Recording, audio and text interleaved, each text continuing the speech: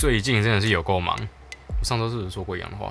对，我最近是真的很忙，整天都在工作，几乎每一天从早到晚都在做各式各样的工作，不管是影片也好，或者是我们之后要开线上课程、文书处理啊、什么写稿什么的，几乎每一天的每一分钟都在忙这些事情。但是我遇到一个问题，就是我在我的房间工作的时候很难非常的专注，剪片的时候还好，但如果是做其他文书处理啦，或者是其他的工作的话，就会一直分心，很难专注在工作上面。再这样下去真的不行，让我的工作效率降低非常多。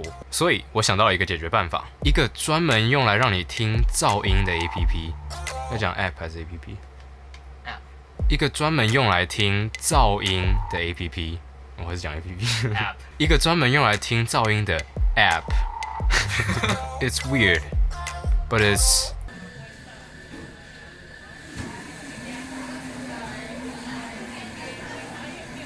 这个 App 提升了我的专注力，它让我在工作的时候能够变得更 productive。但我知道现在应该很多人还是非常的困惑，就是你说你想要让自己变得更有办法专注，让自己变得更 productive， 那为什么一个会放噪音的 APP 能够让你变得更专注呢？不要急，放轻松，慢慢来。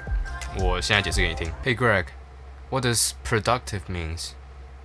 Productive， 生产的、生产性的、多产的、肥沃的、富有成效的、有收获的。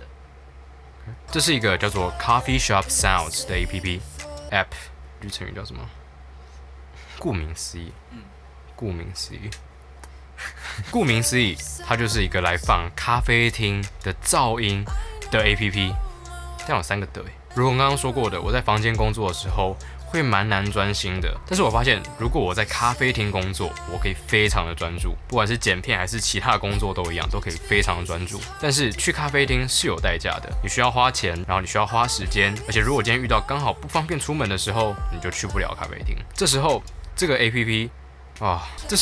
App 就派上用场了。即使你今天在家里，但是你耳朵不断听到咖啡厅的声音，就可以一定程度的模拟你身处于咖啡厅的状况。这个听起来非常荒唐的功能，对我这种人却是非常有效的。它的确有效的提升我在工作时候的专注度，然后也可以让我的工作变得更肥沃。这个 App 的功能大概就是这样子，但当然它也是有一些优点跟缺点的。依照以往的惯例，我把它分解出来给大家听。3个优点，1个缺点。优点1，它是免费的。一个 App 如果还要花钱的话，我相信会打退一大半的人。至少我自己也是啊。如果看到一个 App 它是需要付钱的，我很可能不会花钱去买它，除非它真的很好用。所以免费这一点就已经降低了使用这款 App 的门槛。第2个优点，它的声音品质其实蛮不错的，不管是声音的细致度还是空间感都非常的真实。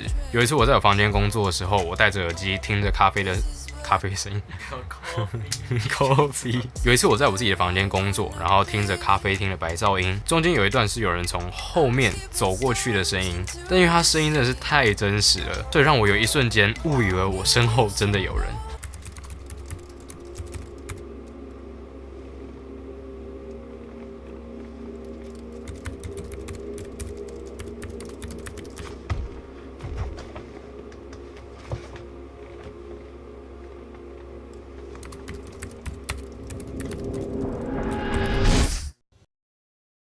优点3，白噪音的长度够长。在这 App 里面呢，每一段白噪音是5分钟，然后总共有6段白噪音，所以全部加起来总共是30分钟的白噪音。而就算播完30分钟，它也会自动回到第1个 track， 然后开始继续播放。但是为什么长度够长会被我列为优点呢？如果是不断重播的话，每一段白噪音的长度似乎没有什么影响吧？其实是有的。如果今天这段白噪音的长度只有10秒钟，那你很容易就记住声音里面的每一个细节，所以当它重播的时候，你就会忽然知道啊，它重播了。这会是一个有点令人分心的事情，而且听到最后，它就会不像咖啡厅的声音了，它会变成有点像音乐的感觉。而我个人是没办法听音乐工作的类型，所以白噪音的长度对我而言非常的重要。那我个人对30分钟这个长度还算是满意，可是有一个缺点。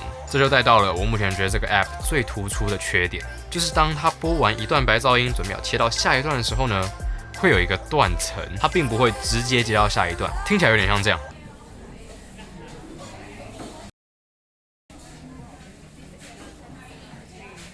虽然习惯之后影响就会缩小，但老实说还是有一点点令人分心。而且这个 app 它虽然是分成早上咖啡厅的声音，然后跟接近中午咖啡厅的声音，还有中午咖啡厅的声音，跟下午咖啡厅，我应该没讲错吧？总之，它就是从早到晚这样排下来。我一开始看到的时候，以为它是真的每个时段分别去录一次，但是没有。全部都是同一段声音，它只是把它切成6段而已。老实说，我真的不是很理解这样做的目的到底是什么。比起这样子，我还宁可你把它全部接在一起，变成一个30分钟的白噪音，这样子会更不容易分心，而且更不容易记住每一个声音的细节。以上就是这个 app 的优点和缺点。那因为我个人的手机是 Android， 不是 iOS，iOS 应该有自己的应用程式，而且应该也都蛮不错的。那我今天的出发点呢，是以一个 Android 手机的用户，然后搜寻过各式各样的软体，最后觉得这个 Coffee Shop Sounds 是最好用的，但当然还有很多进步空间，希望以后能够看到更完整的版本出来。不过在搜寻的过程当中，我找到另外一个也蛮有趣的 app， 它叫做 Relaxio。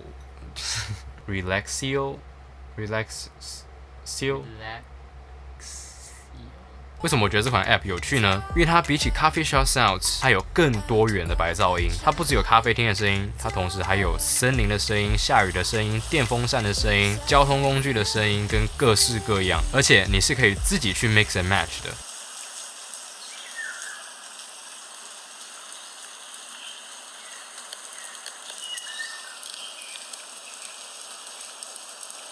总之，它就是一个你可以自己去客制化的 app。但我最后没有选择它的原因，是因为它每一段白噪音的长度实在是太短了。比方说，我现在在听它咖啡厅的声音，在中间大概是30秒处的时候，有一个女生在唱歌，我也不知道为什么她会在咖啡厅唱歌，但她唱得很大声，大家都听得到，全世界都听得到。因此，她唱歌这件事情有点引起了我的注意。30秒之后，发生了同样的事情，也就是说，它的周期是30秒，你每30秒就要听到它唱歌一次，这个实在是有一点令人分心。虽然它可以自己 mix and match 这功能我非常喜欢，但它长度真的是太短了，所以我最后没有选择这个 app。今天推荐这2款 app 给大家，你可以依照自己的需求去寻找适合自己的。那当然，如果你有找到其他也很好用的 app 的话，可以在下面留言告诉我。Always stay weird， 我们下一次见，拜拜。